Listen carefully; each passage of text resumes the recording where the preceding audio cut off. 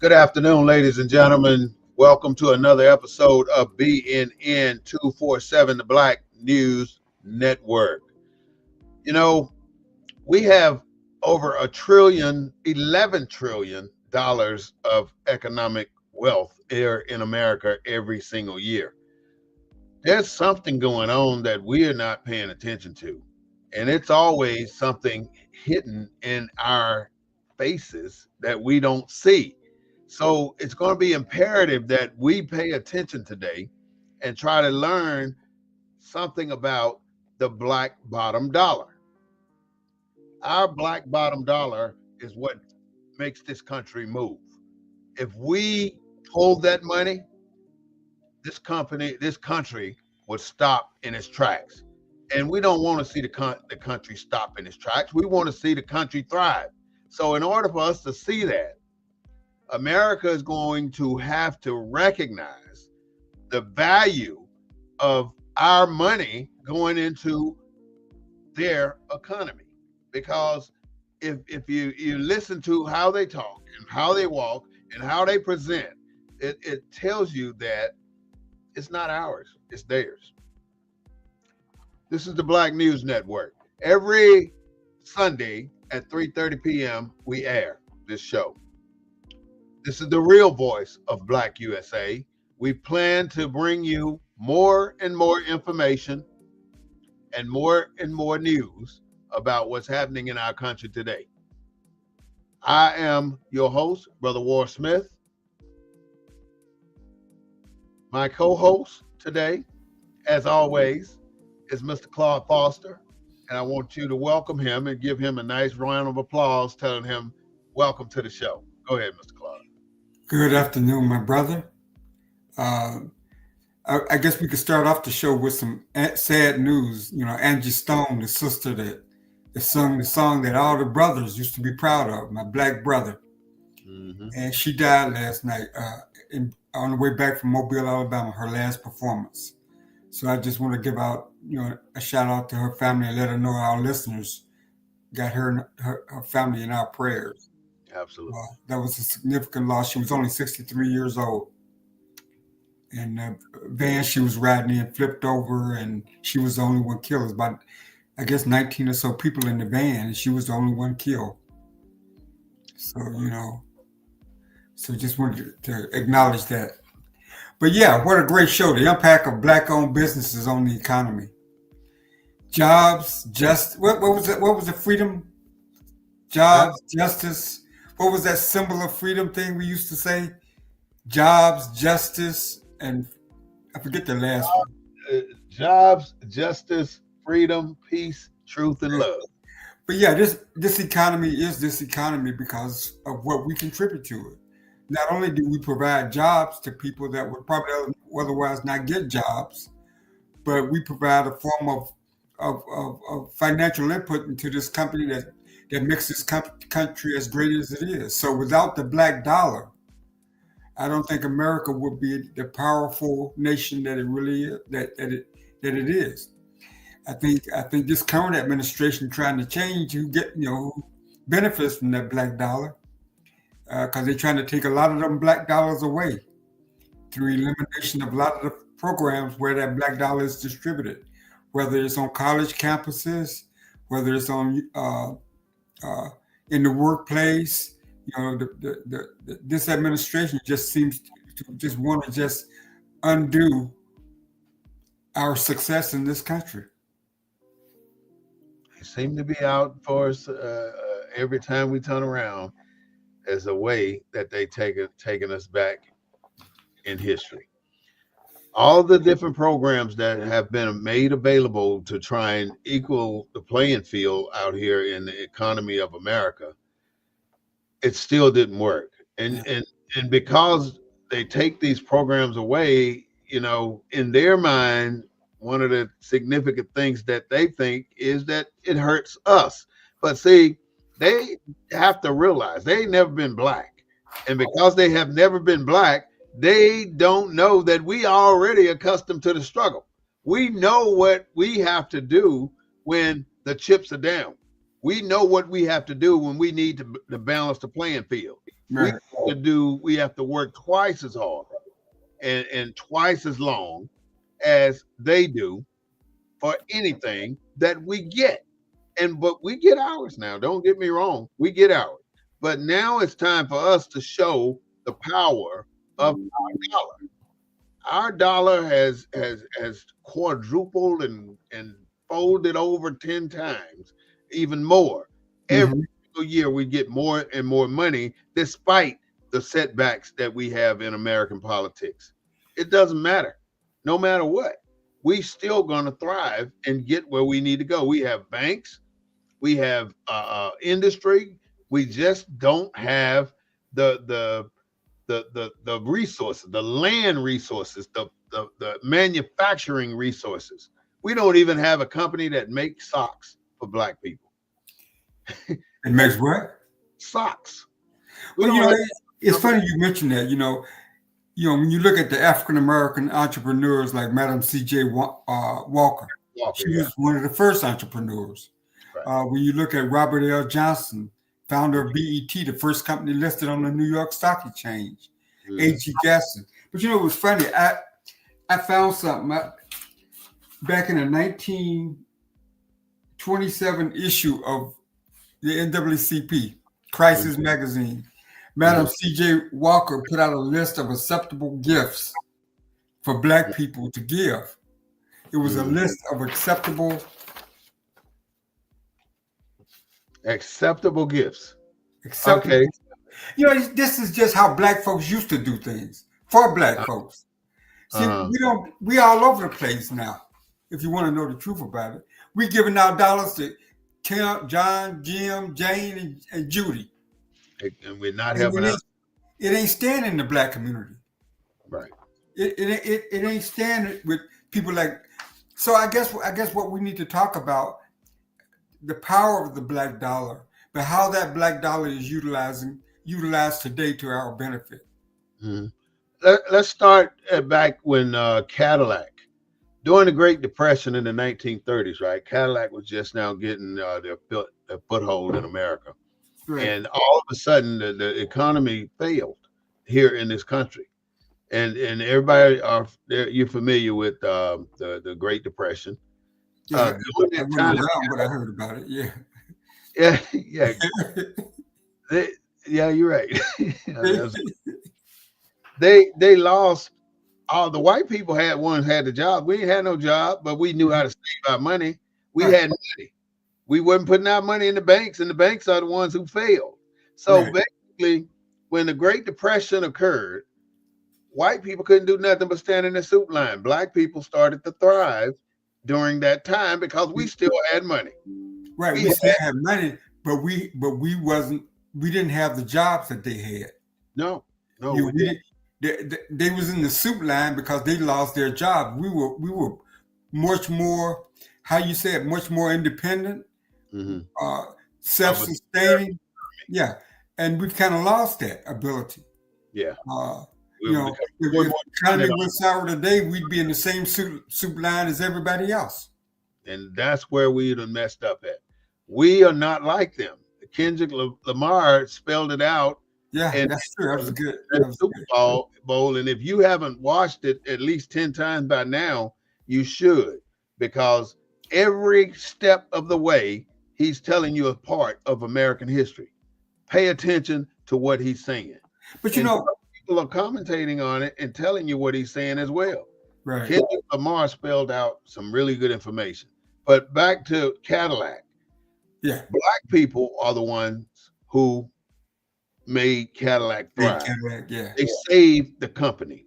The company would have died back then in 1930 if it wasn't for black people buying Cadillacs. Now, granted, a brand new Cadillac could be bought for $1,200 back then in 1930s and the 1940s. But they were the ones who bought those Cadillacs, and they were the ones who saved America, most industries, because they had money to spend. Right. And now you need the black people in order for your business to succeed. Your doors are open. Oh, come on in, Mr. Black Man. You can try on my hats. You could put on the dresses in the dressing room. You can do all these things that you used to couldn't do before the Great Depression because we don't want y'all's skin rubbing off on the stuff that we wear. So they would not allow black people to do that stuff before the Great Depression. But now that you know black people still got money, you bringing them in your stores in droves because why did we shop there? Why did we go? Why did we tolerate that?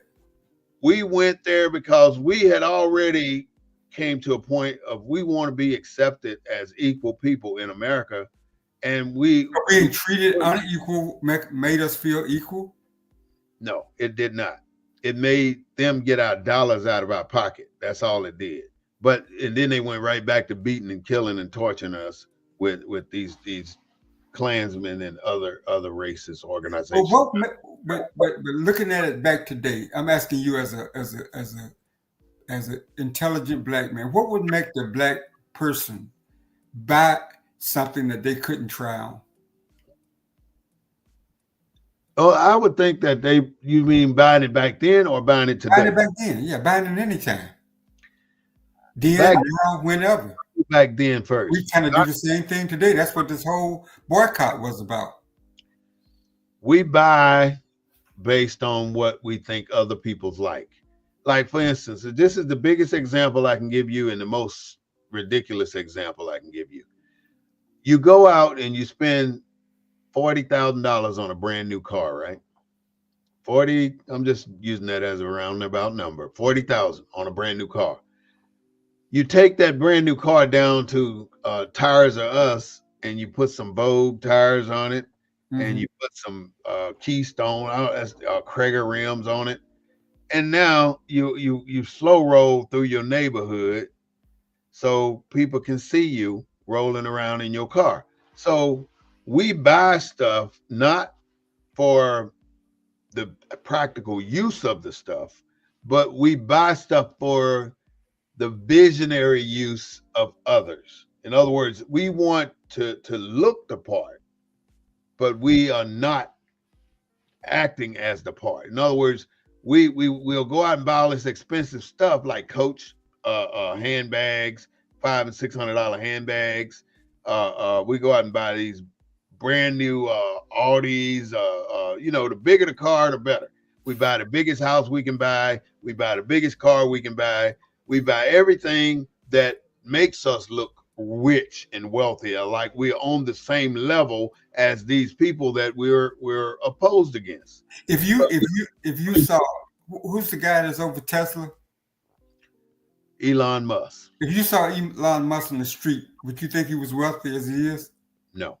If you saw, who's the guy that owns Amazon? If you saw him on the street, I ain't never seen him in a suit. Jeff Bezos either. He's young cat. Wears regular shirts and slacks. So a lot of stuff. So it goes beyond wealth that makes us do that. Appearance. It's perception. I want you to perceive that I'm wealthy and I ain't got a damn dime in my pocket, but I'm clean. My shoes are shined. Okay, but what's that from? Shaved.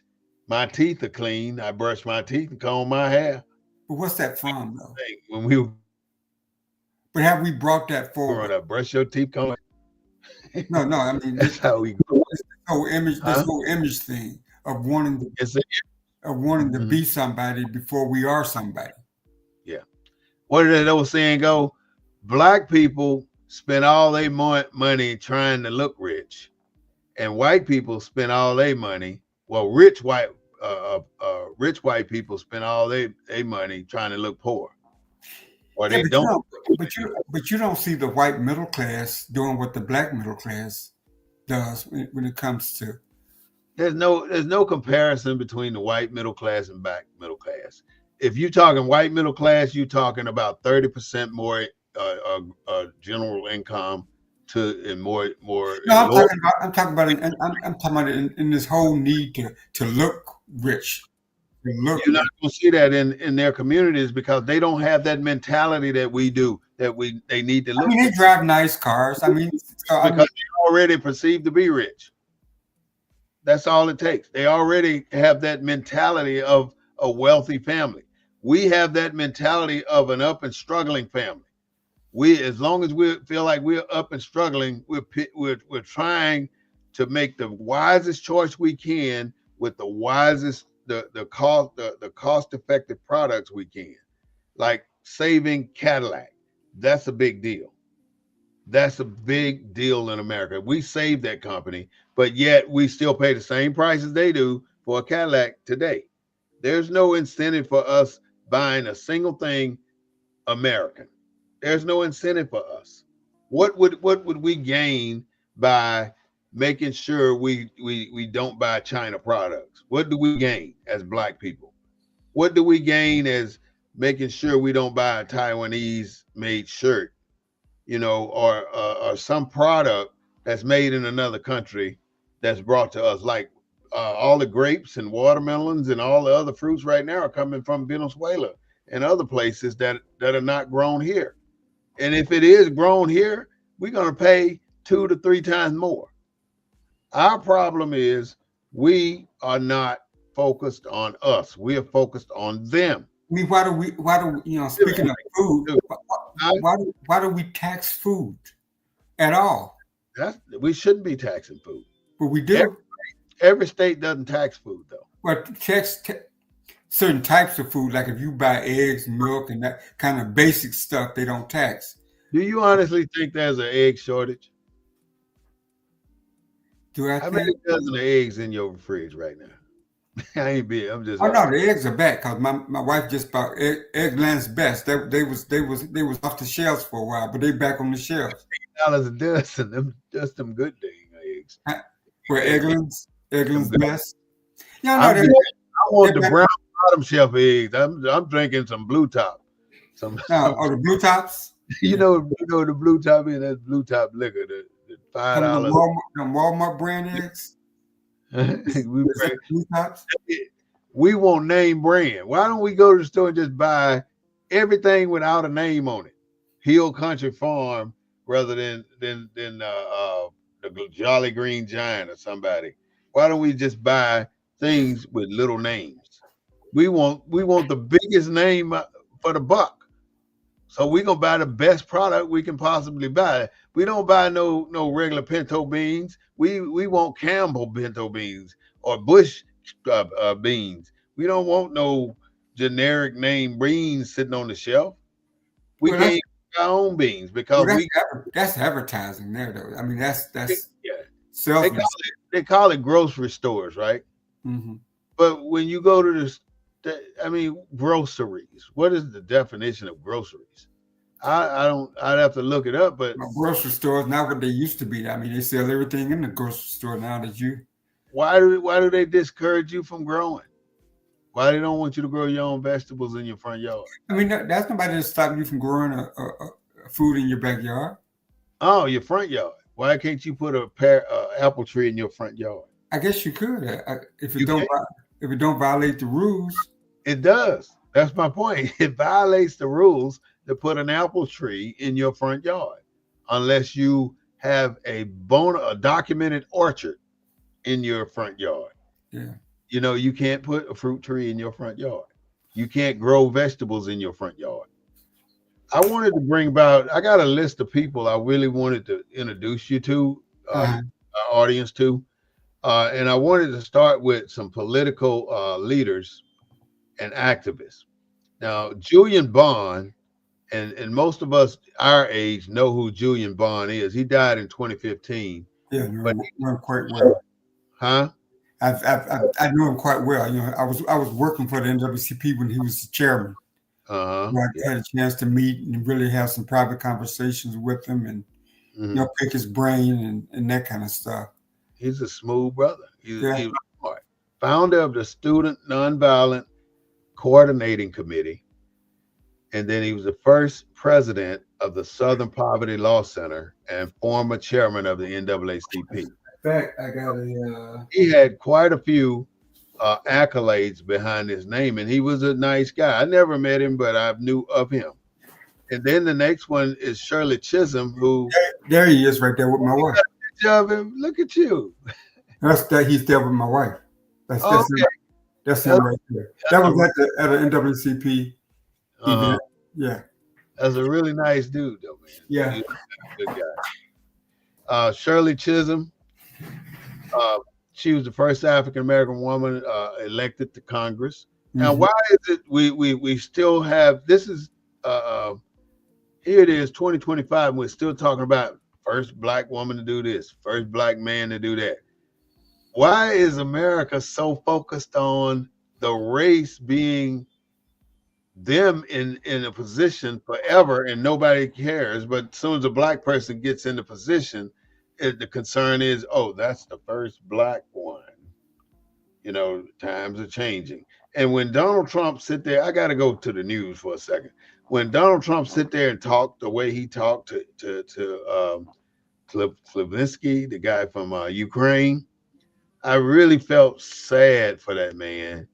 He's already in a foreign country on the highest level of politics and being talked to like he's a 12-year-old, you know, and of course I'd get angry. And I don't think I would have waited for him to tell me to leave. I would have got up and left because that was totally disrespectful, and it has never ever. Now, this is one of the things Donald Trump can say. It never have it been seen before where a sitting U.S. president acted such an ass in front of the world, and that's exactly what he did. He shouldn't have treated that man like that. You know, I don't give a damn if he didn't want to do what you told him to do, but you don't have to be condescending to him. And then you got that little young punk over there that's the vice president gonna say something like, "You ain't never said thank you." What the hell?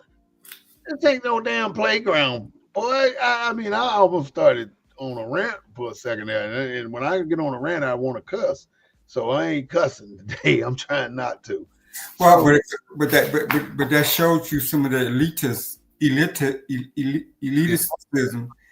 mm, It's almost an arrogance, like the way people used to feel about black people. Like you ought to be thankful that that I haven't, that I'm holding you here, that I brought you in my office. or that I brought you to He this really country as a slave. You're in America now. You know, you should be thankful. told he told that president, that sitting president, that you acting like a uppity nigga.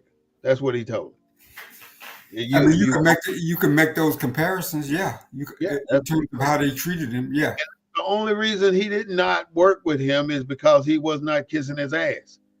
Well, Donald Trump, well, the vice president was really pissed when he told him that you talking crap and you never been to my country. You telling us what we need and you ain't never been over there. And I think that got under his skin. You that know, pissed. yeah, That's why he said, "You ain't never said thank you." yeah.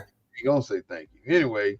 I had to get that out, man. But But yeah, this subject got me to thinking about two things, right? what? Politics. Where has politics gotten us? Black politics. And the black dollar. Where has that gotten us? And has either one of those gotten us to where we should be in 2025? I got no. It has not. I mean, the Civil War abolished slavery in 1865. This is 2025. How many years is that? That's 160, 170 years. Okay. Are we where we should be after 170 years of freedom, both economically or politically? We can't get where we need to be with. Where is that? Where is that? Why? Because we are never going to get there with our own upward mobility. It's going to take more than our own upward mobility. We got to starve their asses till they damn quit fighting us every step of the way. How? Every time you see a black man start to move up the stratification pole in corporate America, guess what happens? They want to bring him down and lock him up. They're going to do that, and they're going to continue to do that. It's the same MO for the last 100 years. It ain't changed. Only thing different is they got to go to court now. But back then, they would take him out in the backwoods and kill him. That's the only difference. And they only taking him to court now is because people know. Or people I found this status. You talking about Cadillac? Cadillac. There is Cadillac a Fortune 500 company? I don't know. There are 8 Fortune 500 companies, and I mean, of the Fortune 500 companies, how many you think have a black CEO? None. No, 8. 8 of the 500. Oh, eight. Oh, you said out of the 500. Out of 8 of the 500 have a black CEO. I do have some statistics on this on how many black CEOs there are, and so let's see what I got here. How many you got? How many you got? I did it because I wanted to talk about the black CEOs. I don't know if I left it in here or not. No, I probably didn't. But either way, our problem is not that we don't have money. That ain't the problem. Our problem is that we don't have is not that we don't have access. Our problem revolves around tangible capital. In other words, not just money, but land, about industry and businesses. If we had not lost all the damn inventions that we made and all the other things that we created, then we would be right where we're supposed to be. But Okay, listen got to an this. effort to keep us from getting to where we're supposed to be. As of 2022, 2/3 of white families, 66% own stocks directly or indirectly, compared with 39% of black families and 28% of Hispanic families, according to the Federal Reserve Survey of Consumer Finance. Mhm. So we're less than half of the stock ownership that's owned privately in this country. We only own 39% of black families out of 100%. 39% of black families own stock. 39% of black families own stock. So Own that stock. leaves That's where the what? wealth is. I mean, that's how you create wealth. That leaves Bezos and those guys got their money not in cash; they own stock. well, you got 61% that don't own stock. So Right. now you got what's the percentage on whites? 66%. Huh? 66% On stock. own stock. 66% on stock, which means there's 4%? 34% don't. And That's 28% of Hispanics own stock. but look at the differences in the numbers. Now we can do percentages all day, but when you take on the numbers, then you see the real problem. Right, yeah, 20. They're gonna use whatever looks best in their interest. So as long as they put it out there like that, like you just gave us the information, they can smooth it over. Okay, But that's when 20. you look at the numbers, What's 39? What's 39%? What's 39% of 44 million? That's how many African Americans are. 39% of 44 million would be, let's see, 21, 30, 21, 20, 28.5 million. So almost 28.5 million. no, it's got to be less than that if it's only 39%. Because Well, that's how many. that's a roundabout figure out of 44 million. Okay, Yeah. so it's 44 million African Americans, and 39% of that 44 million own stock. So that's 40. Let's say you round it up to 40%. That's half. And 50% would be 22 million, right? So take another 10 million off. That's going to be the percentage you just gave, 39%, 38%. Mm-hmm. So 22 million, 27 million people don't have stock. But when you take the white folks, 725 million people in this country, and then you say they got 66. It's only 300. It's only 300 about 325 million people in this country. Yeah, it's in the United States is 440 million people. Is that high now? But I read research about 2 weeks ago. Okay. 440 million people. So what's the black number then? Because I may be wrong on the black number. Between 39 and 44, like you were saying. So that's where we've been for the longest. But if you take the white number, 300 million people got stock. 250 million people, 250 million to 300 million got stock in America. That's a lot of folks compared to our little 32 or 22 million people with stock. Well, why don't we invest? Why don't we invest more in the stock market? Because the stock market is not ours. That's why that's the problem. We want to invest in their wealth. We want to invest to make them rich because every penny we put in the stock market, they're the ones getting paid for But it. there's very few black firms listed on the There's very few black firms listed on the stock exchange. I think maybe one or two. We're not benefiting from it. We got to take our money and put it where we are, and stop. And the only way we can put our money and make it circulate more is to stop spending it. Well, see, you're making Chuck's argument about his little thing he's trying to put together. He's right, though. I can't help that. If he's right, he's right. You know. So you don't think black folks should invest in the traditional the stock market? And no. We got to quit. We got to get away from whatever they're doing. We could do better on our own. But we are we hell bent on not supporting our own. But we want to run the Walmart, we want to run the Target, and this all those 30-day bullshit that we talking about with Target ain't about Jack D-O-D-O, because we got to do better. We cannot. We a 30-day boycott.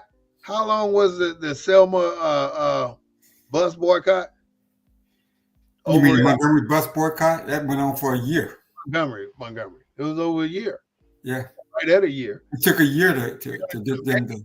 And we only talking 30 days. We can't get Negroes to do it for 30 days. We can't even get our people to not buy gas for one damn day. I've been talking about this shit for 3 years. June 19th, boycott every gas station in the country. Don't buy no gas. Well, now you're saying that you're saying for America to do it. Now remember, Montgomery they had a Montgomery bus boycott, but they was riding the buses everywhere else in the South. This was just a Montgomery thing. Right. And so this was a united, dedicated, organized group of black folks in one municipality.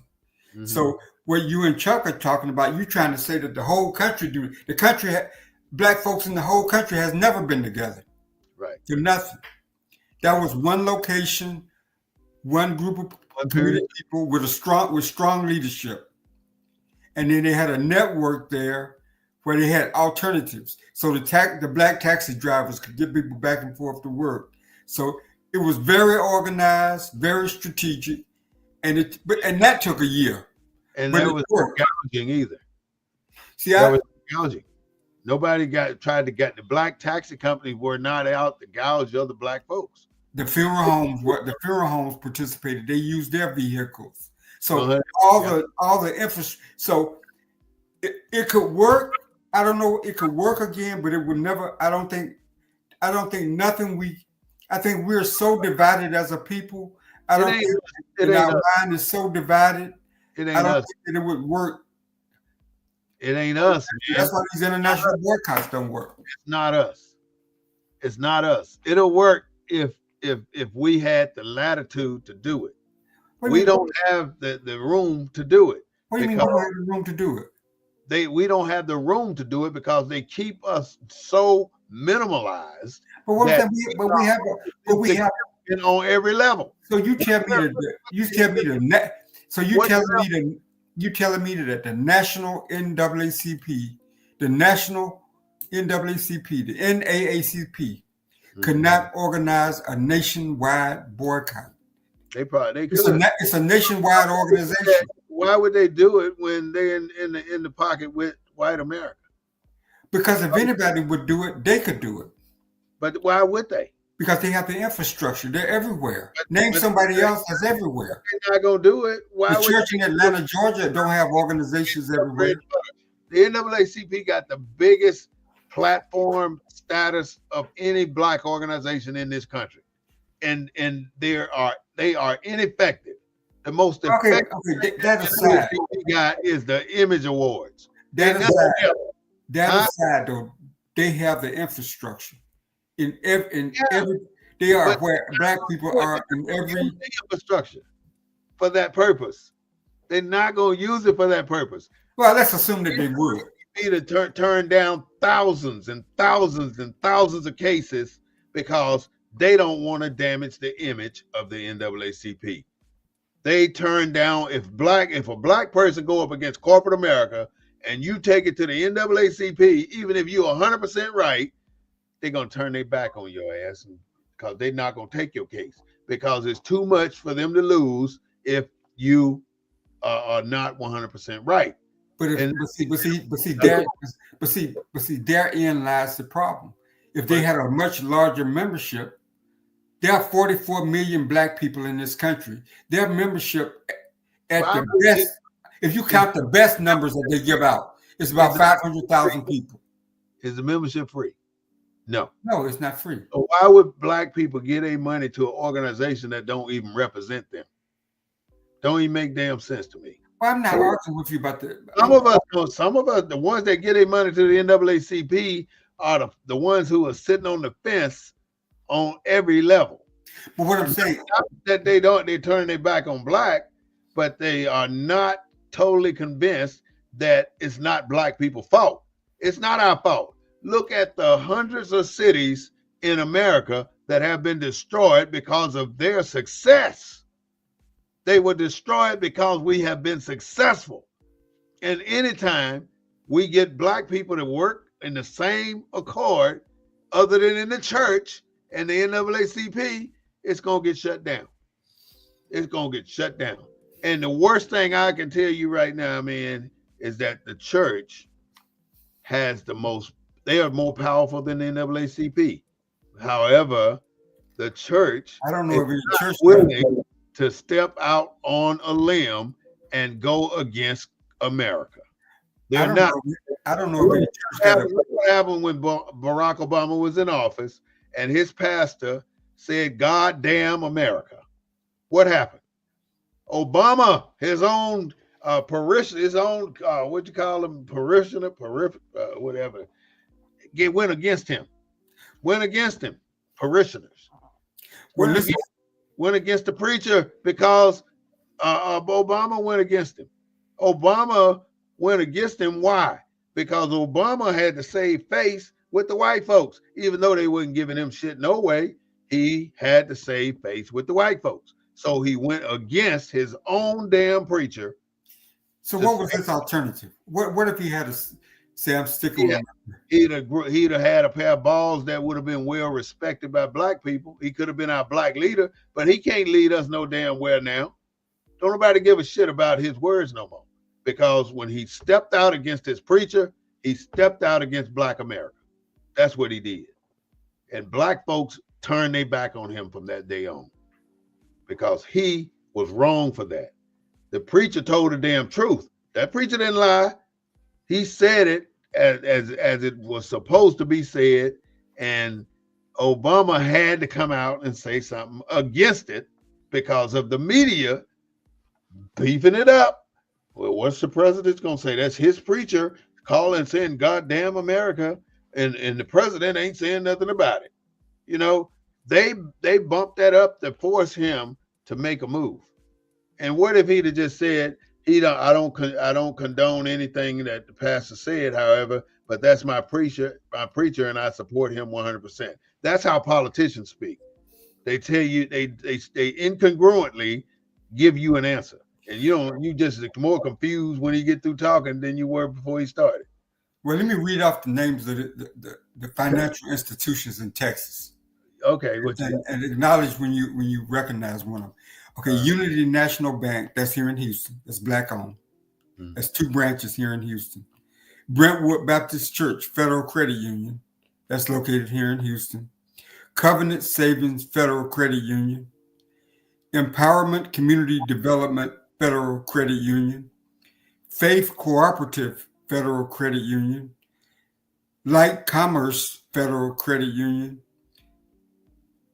Metran Federal Credit Union, Mount Olive Baptist Church Federal Credit Union, Oak Cliff Christian Federal Credit Union, Our Mother of Mercy Parish Houston Federal Credit Union, Pear Orchard Federal Credit Union, Pilgrim Federal Credit Union, Port Arthur Teachers Federal Credit Union, Port of Houston Warehouse Federal Credit Union, Redeemer Federal Credit Union, and SP Trainman Federal Credit Union. You recognize any of those? Not a single one.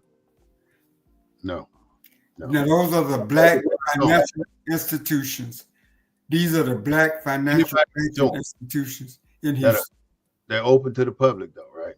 Anybody can join. Well, I don't know. I don't know whether. I think you got to be like a Brentwood Baptist Church. I don't know whether they would take an application from a member that's not a member of the church. Mm-hmm. Unity National Bank is a regular bank. Anybody can go there and open up an account. Faith Cooperative, Light Commerce Credit Union. I'm sure some of these are just for members. You got to be a member. Mm-hmm. You know, like what's that military credit union there in San Antonio? Navy Federal? No, the other one. Randolph USAA. No, USA you got to be a military member, in or order to your join. family member got to be there. So I'm sure they work that same way. But they're black. These are black run or black owned in Texas. I still say we're the white man is not the reason for our position in America right now. We are the reason for our position in America because we would much rather trust him than trust ourselves. We would much rather and see they are the same way. They would much rather let the Arabs come into our communities than to let us have a business in our own communities. They're not going to give us the same shake that they'll give somebody from another country. But see, America does good at dividing and conquering. You know, America got us at each, like DEI, right? Mm-hmm. Some black folks are for DEI, some black folks are against. They know how to put a wedge in our unity, even in our efforts. They know how to do it. Yeah, and it's worked throughout history. Mm-hmm. You know, they told, and they told a poor white that you don't have nothing in common with the most wealthiest black person because you're white, and that gives you privilege. So that system that they got in place in this country, man, it works and it continually works to where we're at each other today. When we have a common, we have a common agenda, but we're at each other's. Well, I'm not for DEI because it's for white women, or it's for LGBTQ, or it's for more Asian people benefit. Mm. You notice that's how they create these wedges amongst these groups, man. Even the Black Panther Party work with other groups, But just the FBI had an inside. The Fred Hampton, the guy that turned him out to the FBI, was the security guard for Fred Hampton. The FBI, and he drugged Fred Hampton. The FBI knew that he'd be at home in a deep sleep when they raided his house and shot him dead. So what I'm saying is, it's not only that how can we ever mount a movement in this country when so many of us are willing to sell our soul for whatever? We sell our soul for the simple fact is that we want to get out our black bodies and be in theirs. If they want white folks to see the majority of black people want white people to see us as a normal human being that's equivalent or equal to them. And money can get you, and money in America can get you close to being as white as you want to be. But no cigar. Close. The only way you can get past that barrier mark is you defecate on black people. That's the only way you get past that. That's why when we were growing up in the military, a black supervisor would say to you, well, Mr. Smith, we're going to have to we're not going to give you the full rating of a 5 out of 5. Oh, yeah. I want to leave you room for improvement. And we don't want them thinking that we doing all these favors for ourselves, So I'm going to give you a 3 just to keep us all in the middle. They'll feed you some bullshit like that. And that's where we run into problems.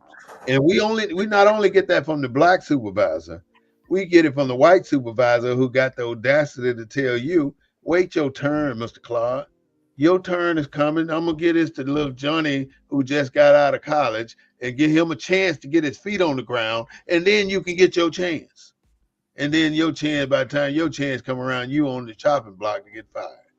You know, that's how corporate America works. And we've accepted it that way. But we've accepted it that way because they keep us so marginally paid where we have to have a damn job. On the plantation, I wrote in my book, Leave the Dirt in the Cotton Field. Uh-huh. You working on a plantation. The white man gonna build five, I'm just gonna use the number, five houses that look exactly alike, call them row houses or shotgun houses. They look exactly alike. He's going to put five black families in there. And then he's going to put that man of that house on a tractor, which the tractor gets the prime parking space in the yard. And he's going to put, as long as that black man keep that tractor in the prime parking space in the yard, he good to go and be in that field before the sun come up and don't get home before the sun go down. And he driving, he's on that tractor 7 days a week sometime doing planting in all the harvesting seasons. When at the end of the year, that black man ain't made enough money to feed his family. That's why if you look at old black pictures, you see the black kids ain't got no shoes. They got on tattered t-shirts, tattered shirts. Let me ask you this question. Since we're talking about history. If look at all the white women that have gotten black men killed because they made false accusations. Yeah. Children, little white girls say, you can be a little black boy. He kissed me. Yeah, you know you hanging from a tree. Yeah. Look at all the white women that have had affairs with black men, got caught and said he raped me. Mm-hmm. Then how in God? You damned if you do and you damned if you don't. Okay. Knowing all that, seemed like a white woman would be the last person a black man would want to marry. There you go. Claude, you see that? Hey, I mean, I agree with that history. My brother, 100% I agree with you. I'm not saying that white women are bad. I'm just saying that wouldn't that be the last person who would want a white woman as a wife? Right. Yes, the black man.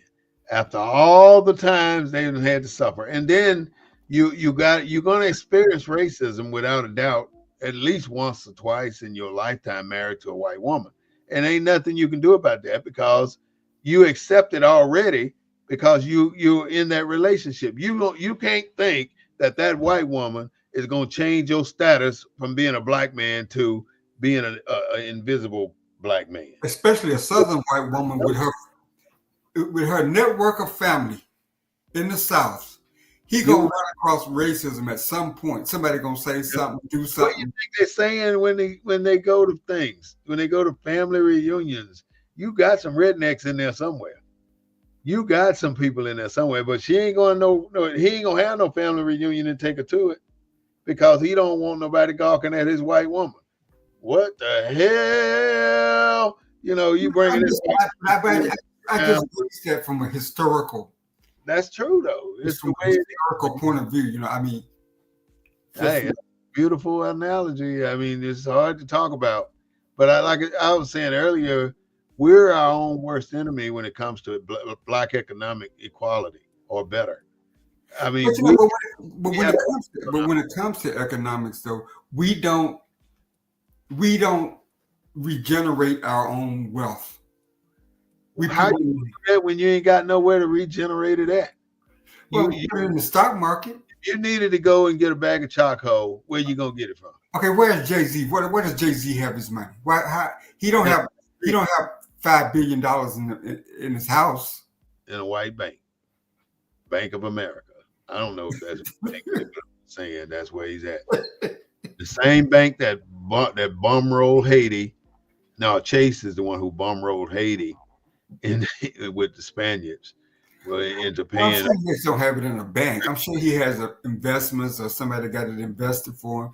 He, Okay, he ain't no different than any other white man. He gets his money from the selling of records to black folks. That's where he got his money from. But he took his money, put it in the white man bank, and that's where it's at now. Same with every black church in America today. Not everyone, but many of the black churches in America today take everybody's money, and Monday morning, where you think they at? At a white bank. white Because bank. the bigger the bank, the bigger the feeling. When you walk in there with a bag full of money as a black church, it gives you that sense of pride because I'm operating just like the white people do in this community. I'm bringing my money to the white bank and I'm making deposits. I'm doing paperwork and I'm saying, well, thank you too. And they're thanking you to the death all the way out the damn door. This damn nigga, get the hell out of here. We got your money now. And then how do we know what percentage of loans is this bank given to black entrepreneurs? Where's the accountability for those kind of deposits? The only accountability is in the belief of an individual. I don't know. I'd say 6 out of 10 churches stealing money somewhere because there's too much money flowing around just rampantly, and too many gullible ass people giving their money to the churches rampantly. I mean, why would you continue to give your money every Sunday to the church? Back down the South, we only go to church once a month. Well, the church make it easy now. We give our donations and our tithes once a month. The churches make it easy now. 3 services a day. And they got ATM machines. They got credit unions at the church. You can got IOUs. You don't have to pay it now. Just write an IOU on that little card in the pew, and we'll take that too. I hadn't heard about that one yet. They got IOUs. And if you don't pay your bill, then you're going to get looked at funny in church and you're going to get asked about it. Where are you going to pay your bill? Now you owe them. Huh? But the only thing you get when you go there is what? A bill. I didn't know about the IOUs, though. I hadn't heard about that. Yeah, you do IOUs in the church because they want your money and they're going to obligate you. And then I got this one pastor he a shyster. He's saying the church needs to raise $3 million by the end of the month because we got ministries to help. I don't want to get on the church, man. I'm gonna leave the church alone. No, but what I really want to say. No, but you're talking about the church as a financial institution. The church is a financial institution in the black community. Mm-hmm. That's what the church is. But it ain't there for the black community finances. It's there to get the finances and give them to the white bank. That's what it's for. It don't get into literacy. You can't find very many churches teaching people about financial literacy. Or you can find many churches teaching people about civics. You don't find many churches willing to march their entire congregation down to the polls. They're scared because they feel like the white man will come down on them if they do. They still under this mentality that they're not equal, that they are subjected to all these rules that nobody else are subjected to. And none of these damn rules are written. This is that defeatist attitude that I've been talking about for a while. You condemn yourself before you even take the opportunity to try and do something. Yeah. Oh, I ain't going to Walmart. They're not going to let me buy this right here. I can't get no car from that dealership. They ain't going to let me have that new car. You know, you already then beat yourself up and you don't even go try because you don't think they not going to let you have it. Right. And you can go in there and you don't have to do nothing and you can get it. I ain't paying no down payment and I want that car and you'll get it. I guarantee you. If you ain't really messed up. If you're confident enough. Yeah, if you ain't toe up from the flow up, you can get that car with no money down and a decent APR. And if you don't like that annual percentage rate, you can definitely go refinance it after you get out of there. Or you can go there preloaded. Get approved before you go there. Right. And get the payment, get everything set before you even go look at the car. And pick the one that you find. But we've had significant people in places that were ready to take on the fight to put us to where we needed to be. But as you know, and I know, every single one of them were assassinated. Everybody. Every single city that could have been a major metropolitan city to this day was buried or look, they would I've been watching Lake Lanier lately outside of Forsyth, Georgia. Um, Yeah, Lake Lanier. Yeah, that's been on where TV. where they say when people fall in the water, you usually see people struggling if they can't swim or if they're drowning. They said once you fall in Lake Lanier, then you don't come back up. But The check water this out. lasts. Now these are recent numbers, and this is the scary part.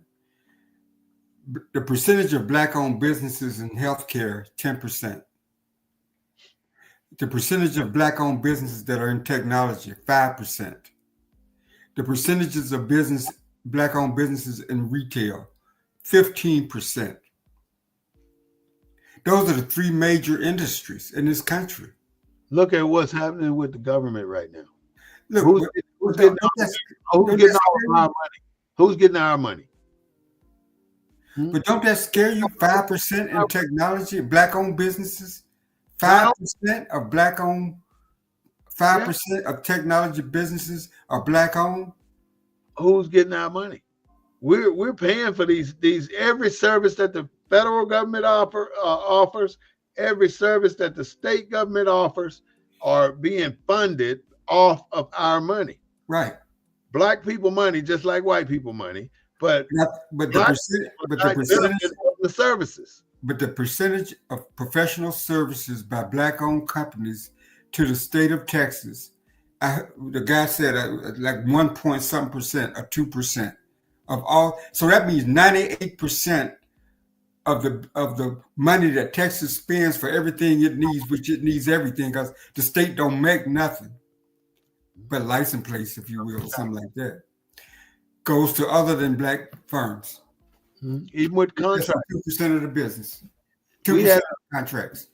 we had this big thing in San Antonio 15 years ago with TC Calvert. Was the great report cards for major city operated companies like City Public Service, San Antonio Water System, San Antonio Housing Authority, via the They buses. spend billions of dollars on it. They spend All millions. these all these companies had an F. Every single the first 3 months or so, everyone had an F. But and what it was grading is how many black people were hired in every 100 people you hired. How many black people own the contract from your entire organization? Things of that nature. Where Right. did you put a black man? And see, then they maneuver, they bamboozle us again with this word called minority. And once they put the word minority on it, you screw. You might well hang your hat on the damn tree and sit your ass down because you're not getting the damn thing. And then they had the audacity to say, well, the black companies that the city of San Antonio dealt with their paperwork's not in order. And so when this guy said this from San Antonio Housing Authority, I stood up and said, that's a damn lie. My paperwork's in order and it's been in order. And I've applied for over 50 contracts with your organization and I ain't got one. So don't tell me my paperwork's not in order. And check this out. We had a situation here in Houston. Wait a minute, one more thing. Well, the next thing he said was, well, what is your performance history? Well, how the hell am I gonna have performance history when you ain't giving me no contract to have performance on? I'm going to tell you something. This Hispanic county commissioner gave an $11 million contract to a 2-person nonprofit to do outreach. $11 million to a 2-person nonprofit to do COVID outreach. Give me the rest of the story, man. This is interesting. Now, The rest of the story. no, it's legit. They got away with it. White, black, Hispanic. The county commissioner here is Hispanic. Oh man, and it's nonstop. That's how they do it. But that would never happen for you. You just said that guy told you that you didn't have the experience or something. Yeah. That's what he This was said. a That's why so we can't give how, you. how does a two-person nonprofit get get an $11 million contract? Because they know somebody. That's the only Could way. you as a two-person operation get an $11 million contract out of San Antonio? No. If he give it to me, I damn sure make it work though. Yeah. But I know I'd never get it because they're gonna put a barrier after barrier after barrier. Even promotions in the workplace. That's you and three other people competing for the regional director of this A, B, and C, and you being the only black person there. Unless you got an inside loop on whoever is doing it, you ain't gonna get it. I bid it on a contract for disposal of property for Bear County, and it was down to two people: me, my company, Smith and Smith Business Services, Oh, versus some salvage company off of the east side, off Probant Street, down here in San Antonio. So the contracting officer said we had a 3:30 meeting. Meet me at this location at 3:30. So me, I'm military, so I'm always operating on Lombardi time. I showed up 30 minutes early because I wanted to get there, study my notes, and be prepared when the meeting started. I walk in 30, 45 minutes early. Guess who's sitting at the table? The who? freaking contracting officer and that damn that scrapyard owner from downtown on Probate Street. Sitting at the damn table when I walked in the room. They shocked like hell when they see me in there early. And the contracting officer got the audacity to say, "Yeah, Mr. Smith, we don't supposed to start at 3:30." And then I said, "Well, what the hell he doing here then?" I said, "I'm staying." And they ain't talk no more about the contract, but I didn't get the contract. What they did was put it to the side until I couldn't fight as long as they could. And then next thing, 6 months later, he had the contract. So did he say why that guy was there that early? Yeah, yeah, he had. There was no excuse.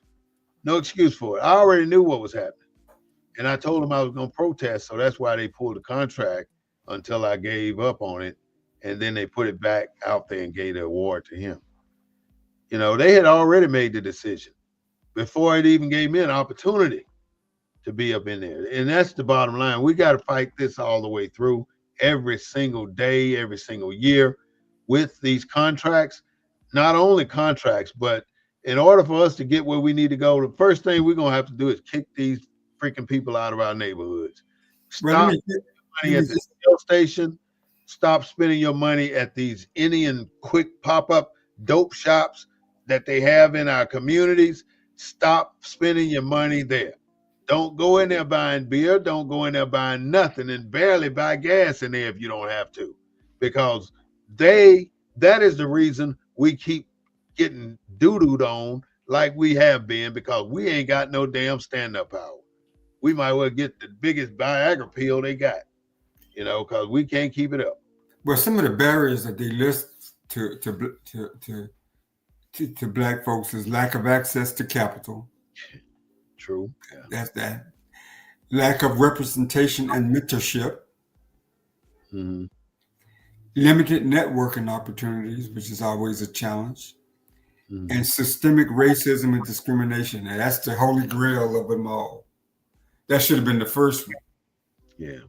So how do you start with those. Let me hear your thoughts about lack of access to capital. We can have a 750, 800 credit score. There's going to be another reason why you can't get $250,000 loan or $250,000 loan. We can't, Ms. Smith. We can't give you a $250,000 loan because you only had your account here for 17 years. 20, then we would probably could be able to do that. But right now you only got 17. Bullshit like that, where the white boy come in there and apply for the loan and got a 630 credit score. And then they say, well, is that all you need, Mr. Sanchez or Mr. Billy Bob? 250, we can give you 500,000 if that'll work for you. And they'll give him $500,000, even though he didn't ask for it. And then, normally, Mr. Sanchez, our APR will be at 12%, but we're gonna let you get this one for 8%. This is today's special only if you take the loan. See, and they walk away with the money. These white boys, I'm sorry to say, borrow millions and millions of dollars and get away with it. And then they took millions and millions of dollars on that PPP loan and got away with it. And when the average black person that bulled their way through this PPP stuff and got money when they weren't supposed to get it, in jail right now. They don't play with us. Black people have systematically been overtaxed, been overcharged, been underrepresented in every single industry in America today. I mean, even on the medicated, on the health care, on the everything, we've been shortchanged. You go in there and tell the doctor you got this backache and you need some pain medication. He ain't gonna give you no pain medication. He's gonna tell you to take some Tylenol. But a white person go in there and say, "Man, I feel like I'm gonna get a backache next week. Well, let me get you some tramadol or some what they call them things, them chemicals that's controlled." If you're a white guy, I'm a black guy. We both got the same symptoms. I go to the doctor, and they may have a test that they can run to see what if they value me. They run that test. Mm-hmm. You go in, no questions asked. Well, we're gonna run this test because we got a test to really see what's going on in your body. Yeah, you almost have to tell the doctor what you need, or you don't know what you need. He's not going to tell you. But the doctor knows what you need. Yeah, the doctor may be aware of a specialized test. Or he's definitely aware of your prostate situation. Whether if he hadn't asked you as an individual, a black man going to the doctor, and you over your 35th year of age, your doctor should have said something to you about your prostate. I'm just saying about the inequality in healthcare. That still exists to today. How would you address lack of representation and mentorship? What would you say to that? We don't want black mentors. We want white mentors. And reason I say that is the only way we're gonna beat them at this game is we need to learn their game. Just like when I taught concealed handgun courses, the only way I beat them at that game is learn the law. I knew the Penal Code 36 from front to back 14, 20 years ago when I was teaching it. And that's how I was the success story in that field. But I could not have expected them to put me on to all this stuff. I didn't even know that 95% of the people who held concealed handgun license are white in Texas. How much? What's the percent? 95% of the people in Texas who own a concealed handgun license are white. 95%. That's a lot. Why we're still at 1.3% of the concealed handgun license. Yeah, because now we can open carry. I mean, you don't need a concealed handgun. Yeah, you can open carry, but you can't go into stores. You can't go into the bank. You cannot open carry in tons of places unless you have a concealed handgun license. Then you can go anywhere with except for the restricted places. So it's certain places you can go, certain places you can't go.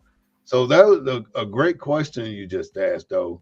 As for mentorship, we don't need black mentors. We need white mentors. Black people need white mentors because you need to learn their game in order to survive in their country, because we are in their country. We're in their system. We're in their system. Yeah, and we are in their system. Their economic system, their political system, their educational system, their healthcare system. Everything. Every system, we didn't have no say-so. Their housing system. The housing system.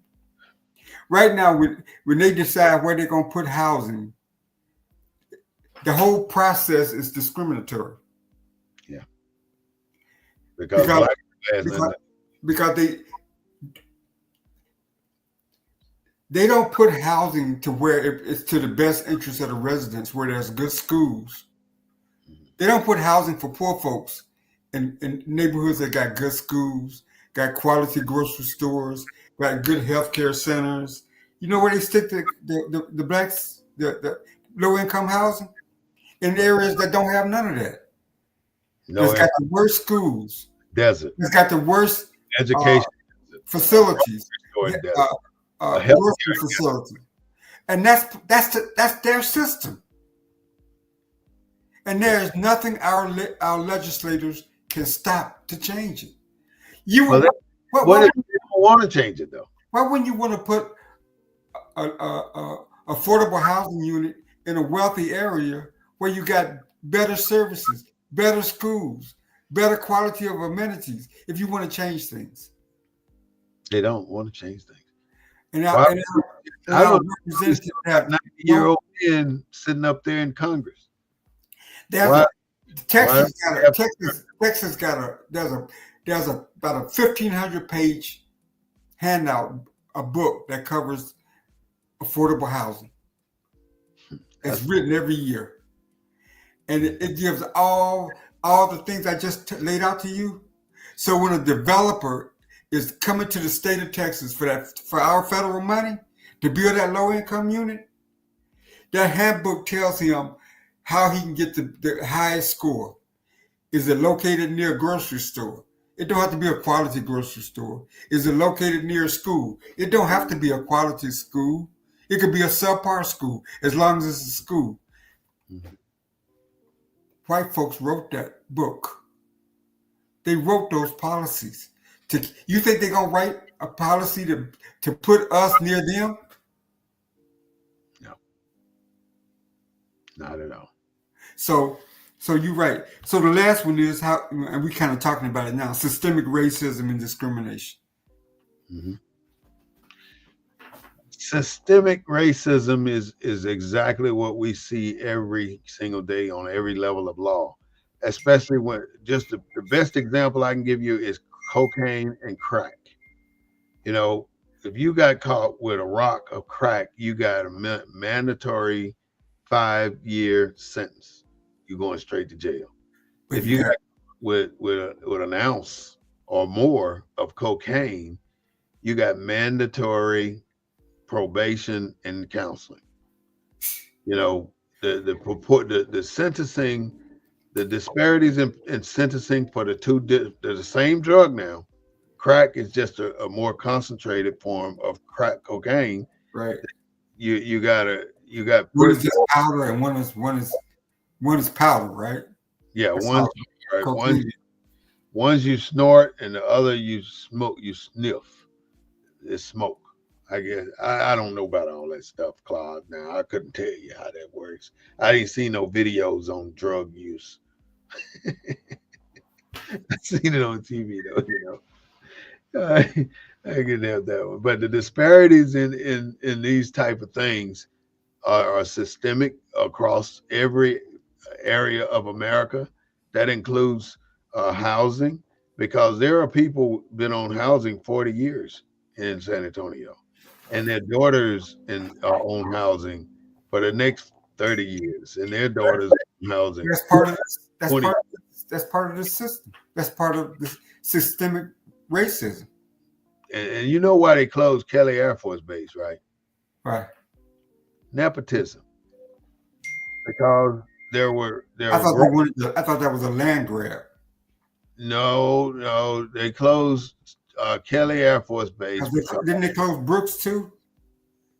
Yeah, Brooks jet was privatized, but Kelly was privatized too, but for different reasons. What's on Kelly now?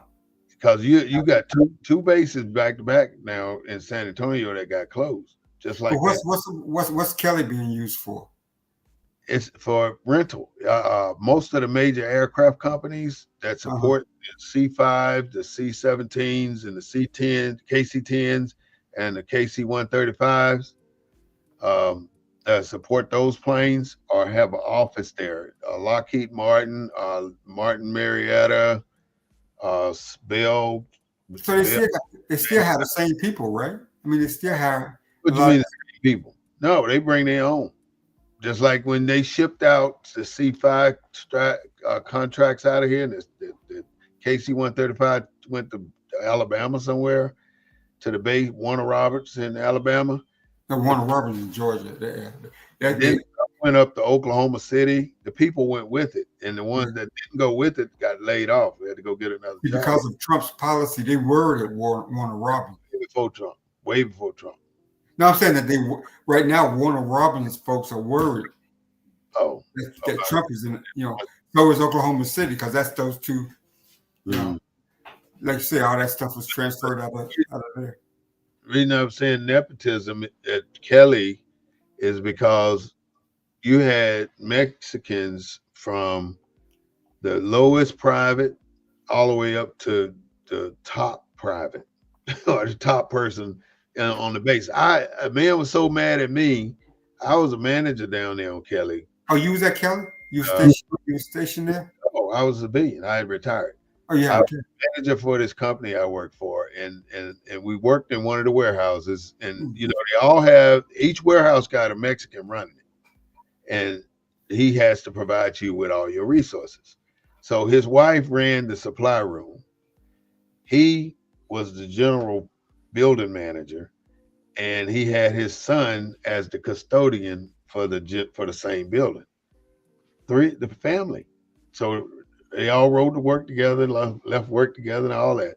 So here I come. The base commanders gave us this company I work for, this building, and unfortunately for them, that it was in the same building he managed. So eventually, it got around to telling me that, well, if you need to hire my son, and I'm telling him, I said, well, if your son's the best qualified, he'll get hired, and eventually his son was not the best qualified because he couldn't do the work. So I didn't hire his son. This mofo cut my phone line in the office and act like he didn't know what happened. And then the next week, he done changed the locks on the door. I can't get access to my office and shit. I'm saying this. So when all this stuff happens, they moved our whole operation out of there over to Brooks, city base. But the thing is, my point is, this is why we have these issues, is because of ignorant ass white people and ignorant ass other people and ignorant ass black, white, Mexican in power that don't see what the struggling black person is up against. They don't want to see it because they feel like they have been accepted to a certain level by the white folks. So in order for them to get to a higher level, they got to shit on the black folk in order for them to show that we don't give a damn about them niggas over there. Well, some of the things that we can do to support the black dollar is support black-owned businesses. We've heard it too many times, Claude. Invest in black-owned banks. Wait a minute. No, let's go back to one, if you don't mind. Support black business. I hear it too often. I try to support. All my maintenance people are black. Now I do have a Hispanic to cut my yard, but when I need my plumber's black. Why you ain't got a black lawn care company cutting? Because I can't find one. But in the city of Houston, my plumber is black people in any other city in the country. More black people in Chicago, and you telling me you can't find a black lawn care company? They're not cutting grass. Not in Houston. That ain't happening. They're not cutting grass here. Messing with you. Mexicans got a lock on that industry here, bro. Ain't nobody getting in there. But my plumber, my maintenance guy, all my other services, black. Whenever I need some stuff hauled away, I call a black hauling company. So so there are black businesses that we can support. Invest in black-owned banks. Like I said, we got Unity Bank here, so we got an option. Did you know that the city gives you one free bulk haul day a month? Yeah. You know that, right? But see, I'm in Pearland, so I don't know whether. I know Houston, they got such a backlog, But we've been on a little over 1 hour 20 minutes, Claude. So go ahead and sum up your questions or comments, and let's. Well, let me just let the listeners know how they can support the black dollar, Okay. how we can keep it in the black community. Again, support black-owned businesses, invest in black-owned banks, if there's a bank, black-owned banks where they are. Educate yourself about systemic barriers. Know what some of those barriers are. We've discussed a number of them on our show today. Help businesses grow and circulate money within the community. We've talked about that on numerous shows, how the dollar doesn't get turned over in our community. Like it's one and done. It's out and it's gone. It doesn't get recirculated in the local black businesses and what have you. Increase availability of financial services to black entrepreneurs. And this is a big one that we all can do. Advocate for policy changes that support black-owned businesses. You know, talk to your elected representatives that look like you, and tell them, and keep this subject at the forefront. You know, oftentimes they're out there fighting for civil rights and forget about the economic stuff, the economic rights. So I hope our show today has been helpful and kind of spark your interest. And so when you hear people talking about reinvesting in the community and starting a black credit union, or your church can start a black credit union, you know, educate yourself about the economic condition of your community and what you can do to make it better. So support black businesses. I am with that. All right. You've heard Mr. Claude summarize his belief on how we can help Black Americans obtain another level on this stratification here in America. One thing that I would like to leave you with on closing is that we as Black and African Americans have helped the United States become the United States, the most powerful country on the planet today. People that have done so much for this country are people like Medgar Evers out of Mississippi, Malcolm X, Harriet Tubman, Carl Stokes, elected mayor of Cleveland in 1967, the first Black mayor for any major city, Condoleezza Rice. These are just Colin Powell, Rosa Parks, Barack Obama, Martin Luther King. These are just a few people that have helped us do great things for America. And it's up to us right now to take the torch and take it to the next level. And right now, it just seems like we don't really want to push forward beyond what's actually happening and challenge America to be more friendly towards our people. In order for this to happen, we're going to have to take some risk. And we don't want to take risk. I mean, if we take some risk right now on how we perform and how we deal with our situations here in America, then we might lose some, but overall, we're going to win some. And 25 years ago, I took it upon myself to become the target. In other words, if anything went wrong in America and I thought it was wrong, I'm going to be the target to get it fixed. So you take me out. And that way my grandkids and my other relatives and their kids, they don't have to suffer the same way I did doing these different things. But with that, this is the Black News Network. We broadcast every Sunday at 3:30 p.m. We ask that you invite your friends, tell a friend, bring in everybody that you know, and hip them to this show. This is BNN 247. We ask that you come on out and join us on another Sunday at 3:30 p.m. to hear about what we can do to make things better. With that, thank you so much. I'm going to go ahead and take us out, and we're about to go. Have a great day. This is the Black News Network, the real voice of Black USA, bringing you the news from a Black perspective. We don't own the rights to the music. but we do own the rights to what we say. So have a great day today and a better day tomorrow.